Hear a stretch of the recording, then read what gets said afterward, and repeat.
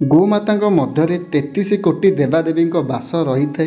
हिंदू धर्म रे गोमाता पूज्य अटंती, किंतु गोमाता अनेक समय मनुष्य को एभली किसी संकेत देइथांती जहाँ मनुष्य पाई खूब उपयोगी अटे एवं ताहा द्वारा मनुष्य आउ केबे गरीब रहिबो नाही।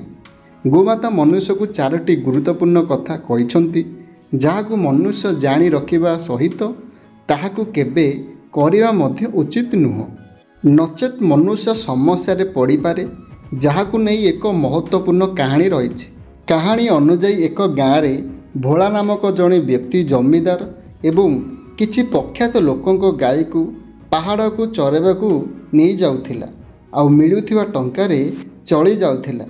भोला जेउ पहाड़ को जाउथिला सेठारे एक गुंफारे जड़े साधु रहुथिले जहां पाखरे एक चमत्कारी गाई रही।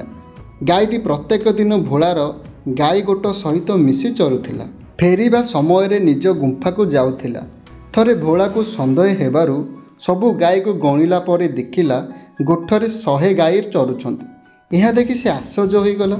गाँ सबु लोकों को यही विषय कहला। गाँ लोक ए विषय विश्वास न करिबारु भोला आगामी दिन नजर रखि थाए एवं सही दिन मध्य सही भली किछि घटना घटिथिला। आगामी दिन भोला एक बंधु को साथी रे नहीं गाई को नहीं घर को पलाई जावाक कहला।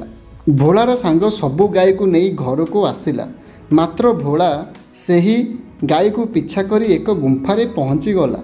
सेठारे जाई भोला जड़े साधु को देखिला जी कि ध्यान उठी गाई को बांधिदेले। साधु भोजन प्रस्तुति लगिला परे गाई गोबर कले जहाँकि पूरा सुनार थिला। ताहाकु साधु जनक उठाई निज धन भंडार रखिदेले। एसबु भोला लुचि लुचि देखुथिला। साधु पुणी ध्यान रे बसिला परे भोला गोमाता पाखक जाई सबुकिछि कहिला। गोमाता मध्य भोला को भल मनीष भाविले, कहिले से जे एक चमत्कारी गाई जार गोबर साधारण नुहे बरम सुनार अटे। यापर गाई गोबर को भोला घर को लेकिन आसिला। एमिति किछि दिन गला एवं भोला प्रत्येक थर सेहीपरि करुथिला, किंतु गोमाता कथा को भोला न मानी ए विषय स्त्री को जणाई देला। एपटे भोला गाई चरेक मध्य जाउ नथिला।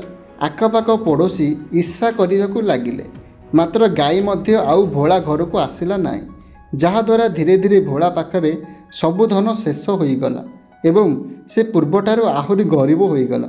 जहाद्वारा भोला पुणी थरे सेही गोमाता पाखक गला। यह शुणी गोमाता कहिले जे यह भोलार कर्मर फल। आशा करुचे भिडियोटी आपण मानक निश्चय भल लगी। जदि आम भिडियोटी आपण मानक बहुत भल लगी तो भिडियो को लाइक करूँ, शेयर करूँ और चैनल को सब्सक्राइब करने को जमार भी भूलु नहीं।